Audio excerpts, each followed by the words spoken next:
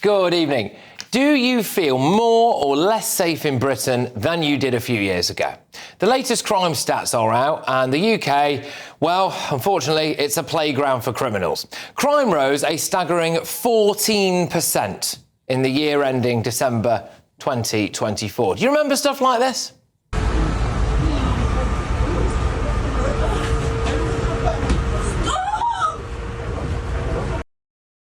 There were just shy of 55,000 incidents involving a knife in the year to December 2024. That's up 2%. But what about this?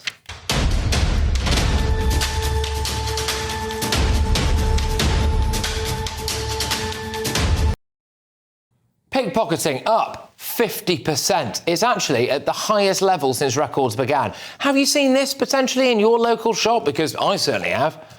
Put the money on. Give me that money.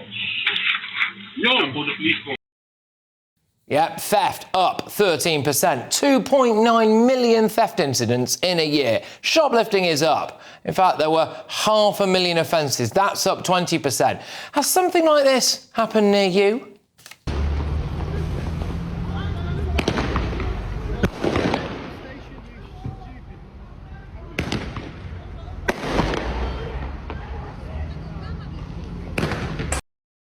So 36% of people experienced or witnessed antisocial behaviour in a year. 36% of the entire population of England and Wales. Mad. The sexual assault stats are grim. 1 million people were sexually assaulted. Now, statistically speaking, one would imagine in Britain the majority of perpetrators are probably going to be white. However, we are importing a lot of this problem. Foreigners are 71% more likely to commit sex crimes in Britain. That was between 2021 and 2023. In fact, this is such a big problem that a group called the Women's Safety Initiative has just been launched to expose the dangers of mass, uncontrolled immigration when it comes to women and girls here in Britain. That group shouldn't have to exist, should it, really? And it's a damning indictment that it does. Meanwhile, statisticians found a 50% rise, again, in things like phones being snatched, reaching the highest level ever. 33% increase in fraud cases as well. There were 54,587 incidents logged involving a sharp knife. Fraud up 33%. The annual fraud indicator estimates that we lose £219 billion to fraud every year. Just to put that into context, in 2023-2024, the Department for Health and Social Care spent £188.5 billion on health services. I mean, that's insane, isn't it? Absolutely insane. You could fund that just nearly twice over. When we do lock people up, sometimes we can't even keep them there. Earlier when we were reporting, we saw a man appear on top of this fence, which you can see in the distance, which is topped with barbed wire. He jumped down to where a black vehicle was waiting for him with the car door open. Yeah, we were doing a report there, Sophie Reaper was, on Shabana Mahmood, the Justice Minister, letting people out of prison early. And then one guy just hopped the fence. And apparently he's still on the loose. Anyway, we are now a low-trust, high-crime society. The question, of course, is this.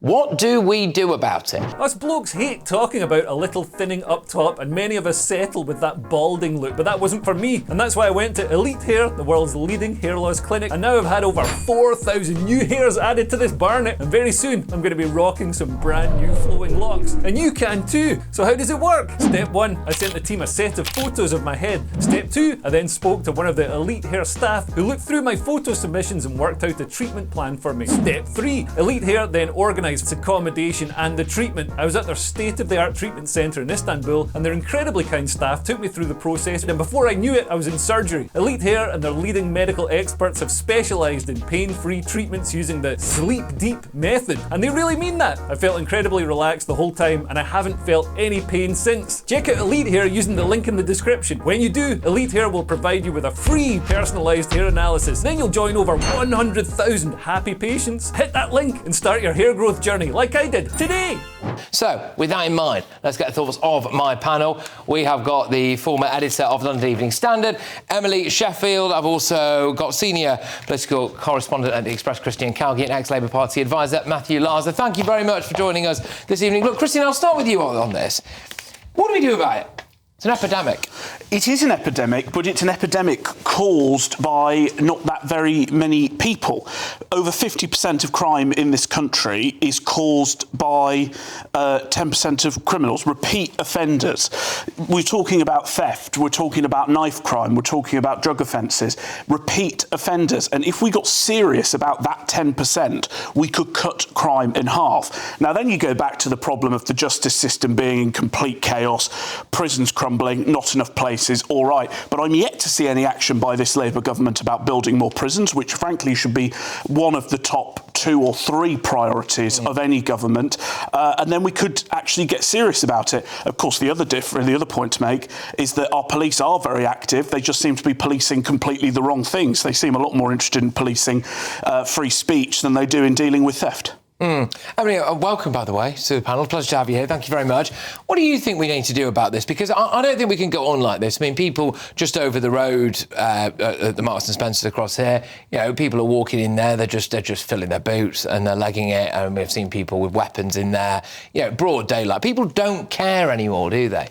There's nothing I disagree with what you're saying, and I actually just wanted to move it on to a sort of wider sort of societal problem, I think, which is happening, is that, especially amongst the young, there's a lack of feeling of responsibility to your local community. Yeah. Everything is someone else's fault. Now, the rise in shoplifting, as we've seen, especially out in certain areas of London and across the country, has been due to a horrific cost of living crisis. But there's also been a rise in sort of middle-class children shoplifting. And I think some of this is connected. You see, every day I travel on the tube, some young kid will just barge through. I've paid for that tube ride, but he's going through it. He doesn't care. They've got brand new trainers on, a nice puffer. So I don't believe this is about a cost of living crisis. It's that a lot of our young, you see young buying a bottle of Coke, just chucking it on the floor. I think there's a sense of disconnect to our communities, which I understand in big cities that can happen, but I also think it's because people are now living in a sort of digital neverland where their communities are digital. They're on their phones. They're the ones talking to them about what matters in life. So it ceases to be about the streets they live in, the houses they live in, their families. And I think it's even coming down to small things like littering and fraud and nicking someone's phone. It's just everyone else's problem, not yours. It's the government's problem. It's my problem. It's someone else's problem. I don't have a job. It's someone else's problem. I didn't do well at school. And I'm not denying there are serious societal problems in this country, but I think it's going too far. Well, let's pick up on that, Matthew. You know, is this what happens when you have massive levels of immigration from all over the world? So maybe that undermines a sense of local community. It adds a sense of transience. And there's also potentially the idea that people are taught to hate Britain in schools as well. Is this ultimately what you get? Well, I hope people aren't taught to hate Britain in schools. I'm not sure that they are. On whether it's been crimes being committed by people who were born in the UK who weren't, I'm very glad the government is going to publish those statistics. Only for those awaiting deportation. Yeah, well, it's a start, you know, and we haven't seen those statistics published before. We certainly didn't see them published by the Tories. But I think, you know, I don't disagree with anything Emily or Christian have said, and that's why I'm pleased that the government is making a real effort on shoplifting. It's a real priority. Something that Patrick. So what they're doing is they're getting rid of the legislation that's been sat there throughout the Tory years, which meant that under £200, if you nicked it, it was just a summary offence. That's it's going to be treated like a crime. So is Labour now in favour of stop and search then? Because is someone going to have to tell the likes of David Lammy about that? Well, Labour's always been in favour of stop and search if it's used sensibly, but just on shoplifting, not only stronger penalties for people who steal over £200 worth of stuff as well, which is the gangs. You know, we've seen that footage. We've seen it here on this show of people just going in and clearing the shelves in organised things. And finally, we're bringing in a specific offence of assaulting a retail worker, which retail workers across the country have welcomed. And there's a quote from one of the Currys bosses saying, our store colleagues who face this every day are really pleased this is coming in. So it's action being taken. On that, I will actually just before I go back to you on this, say something that I think is absolutely disgraceful, that I'm seeing more and more and more. These token security guards that there are at things like Tesco Expresses. I'm walking in there now and I am seeing quite young, diminutive women with a high-vis jacket on and a body camera who are being asked to patrol those doors. And that is not fair and that is not right, OK? You know, people might think I'm a bit of a dinosaur for saying this, but if you've got a big burly bloke behind the till and you've got a woman who's 4'11" on the door and you've got a shoplifting epidemic, that's not fair on that. They have a responsibility to sort that out, I'm afraid, to an extent. But, Christian, I'm very concerned about this rise in sexual offences as well. And I know, certainly anecdotally speaking, from both my wife and female friends as well, they feel less safe on public transport now or walking around the street than they did a few years ago. Where's that coming from? What do we do about that, do you think? Well, we can speculate, and I'm equally glad that these figures on foreign criminals are going to be partly published. There is clearly an issue, and I do take umbrage by the fact that it seems that every single poster warning people not to sexually harass or assault people on public transport seems to feature white Brits. That seems nonsense to me. I think it's across the board, and it's got to be tackled, and enforcement is clearly a problem. We had today, for example, the Liberal Democrats coming out with a policy about tackling, it is relevant, I'm not comparing the two, but tackling people playing music out loud on trains and buses. That's all very well. There is no enforcement. Yeah. You were talking about people bumping tube barriers, right? Every time I go into my local station, there's 4 or 5 of these, what I would describe as overpaid TfL staff, just loitering around, looking at their phones, chatting with each other. They see someone bump the barriers, they do nothing. You're lucky you've got a member of staff. Well, quite. There seems to be that we've made British politicians are obsessed with making things illegal and do nothing to enforce any of it, or have the prison places available to enforce it. Yeah, I mean, Emily, on reflection, I possibly should have put that question to you first. To be fair, there, as a resident woman this evening, I'm all of course. for men talking up for women's safety. Yeah, but how do you feel about that? What do you think should be done about it? Where do you feel the threat is coming from, if indeed there's an increased threat there? I don't know whether there's an increased threat, although the stats sort of say that there is, but I also think there's much better reporting on sexual crimes now. I think women are coming forward to say something that they would have just sort of shrugged off and gone, oh, God, that's life, before. Certainly when I was young, the incidence of sexual offences towards me were higher because I think they go for young, vulnerable women, and then it sort of stops as you get older, which is kind of grim in itself, actually.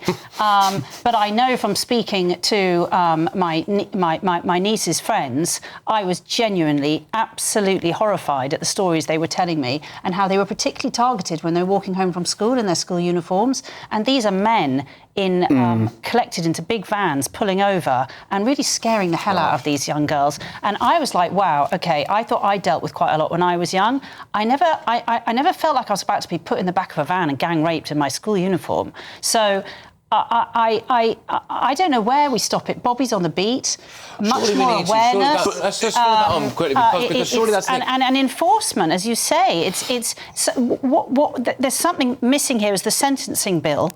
We are still letting sexual offenders out, having only served half their sentence. Yeah. So even if you are put behind, and it's something like only 2% of rapists are ever put behind bars anyway, right? A lot of those grooming gang rapists, some of the worst possible criminals, I would say, in this country, they are being let out having only served half their sentence. Now, that sentencing bill was going through when the Conservatives called an election and Labour said that they care about sexual offences against women. Well, they should sort that sentencing bill out because Rishi Sunak had put that down as new legislation and the Labour have not done anything about it. We didn't have any prison places to put them in, as we saw when Labour came in. That they had. There are two new prisons about to come online because the Conservatives built them. Let's also... Can I just put this to you? We managed to knock up the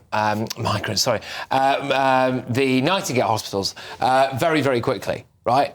Very quickly. So why couldn't we do something like that for grooming? Well, actually, one of the first things that the government did was accelerate bringing prison places online and also took out of mothball places that were. But, you said, Christian, right in the beginning that there's 10% of criminals are those who commit repeat offences. Those are the ones we need to concentrate on and we need to really make a difference with those, which means we are going to have to see community sentences for some people at the edges so we can concentrate on the people who are doing most of the crime. Also, deport foreign criminals in our prisons would be a great start to creating new prison places. And also, could I just bring one more point in? Yeah.